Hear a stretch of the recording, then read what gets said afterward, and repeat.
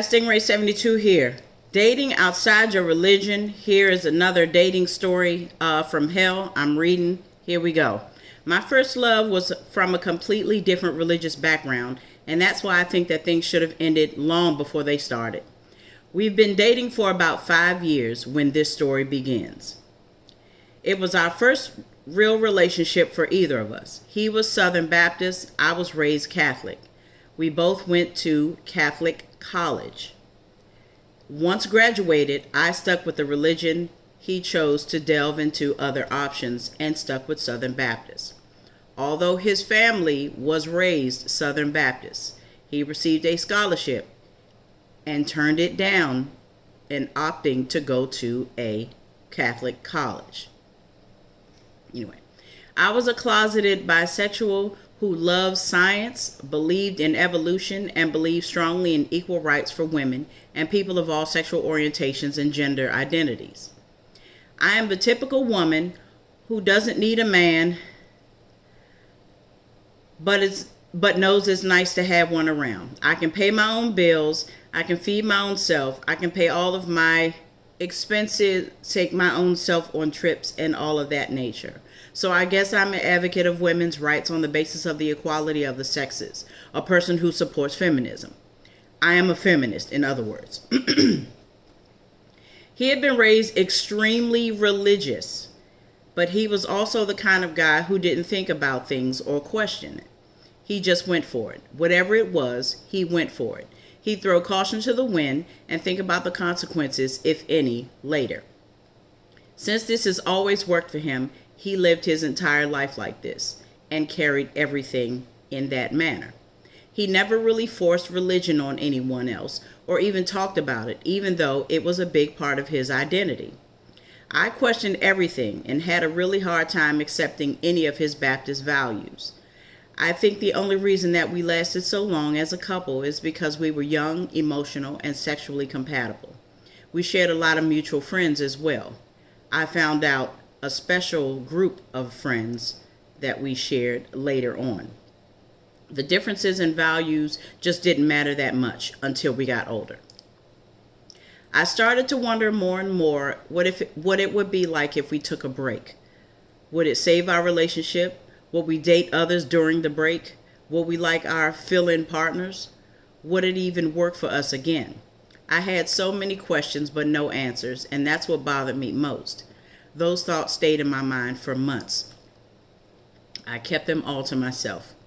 Then one day he asked me to accompany him to a wedding of his favorite cousin out in California. I figured this would be perfect. This was just what we needed. Time away from our normal routine. We could go out to Cali, visit family, relax, and reconnect. This was perfect. We were gearing up to go, and upon our arrival, we weren't able to see any of the family because we flew in really late, so we went straight to the hotel to prepare for the wedding for the next day. The wedding day arrived. Everyone was greeting everyone, looking wonderful, pressed, and clean. The doors open, the music plays. Everyone stands. The bride starts to walk down the aisle. The bride, his cousin, is none other than Carla. My first lesbian experience back in college. Everyone's jaw dropped. Mine dropped for a different reason. This girl took my virginity and now she's about to marry a man, and I was in love with her cousin. The minister says, if anyone can show just cause why this man and woman should not be wed, let him speak now or forever hold his peace. I kept silent. I bit my own tongue. What reason could I really have for saying right now? What, because she took my flower, she should not be able to move on? I did. The wedding went on as planned and everyone was beautiful, but all I could think about was that night we shared in the dorm. At the reception, when the bride and groom worked the room to greet family and friends, she came to our table and I was introduced by my boyfriend. And I said, "You look amazing," and smiled at her and winked my eye. She smiled and said, "Thank you, and thanks for coming." Thanks for coming? That's all? She carried it as if we had never met. I was livid, but I said nothing. How dare she take my flower, get married, and then not even acknowledge me as if I was some random off the street. My boyfriend and I returned to the East Coast. I never spoke of it again.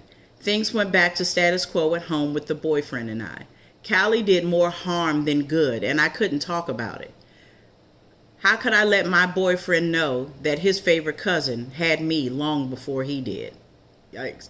Our relationship went on, and the non-arguments continued. And finally, things became crazy, and reasons for the downward spiral were becoming more and more obvious.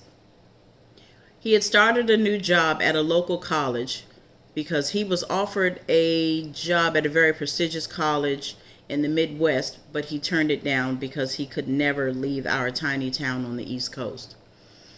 I was a senior rep on my job, hoping to apply for a management position within the company that I work for. I toiled with applying for the position for some time, but he convinced me to just go for it. I'm really considering it. I was questioning everything and finding less and less reason to believe in any God or religion for lots of things: the job, life, and even our relationship, past and present, and experiences, past and present. I was looking into becoming a professor of one of the biology programs at a variety of research universities and wanted some feedback about it. But my boyfriend couldn't even acknowledge that the earth was over 6,000 years old, or that it was round for that matter. We occasionally debated about evolution and various religious beliefs, but I would shut him down quickly with my logic, and he eventually would just give up. I believe now that he would just not comment on things like that in order to avoid an argument. We broke up because of it. I felt that him withholding his feelings in order to not argue was a form of him lying to me. But was I doing the same thing? Even though I felt that it was the right thing to do. And it was definitely the most painful breakup I had ever experienced, even though he was my first true love, but not my first. Being in love with someone who thinks that you are going to hell and refuses to examine why is incredibly painful. But being in love with someone and lying to them in order to hold on to them is selfish. I vowed to never date a religious person ever again, and to make sure I meet the family before we go any further. Well, she was all over the place with that story, because in the initial question it was, could you date anyone who is not of the same religion? So yeah, she started with that. She definitely led with that. But then she fed in the part about her being a closeted bisexual. And then to go to a cousin's wedding and find out that the cousin is the one who deflowered you. Are you kidding me? And then you can't talk to your boyfriend about it? If you can't talk to your boyfriend about it, that's a done deal.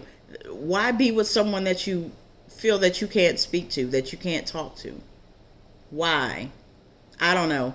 That's my opinion. This story was crazy. Not like the one from last week. You can check that one out too. What are your thoughts on this story? Please chime in.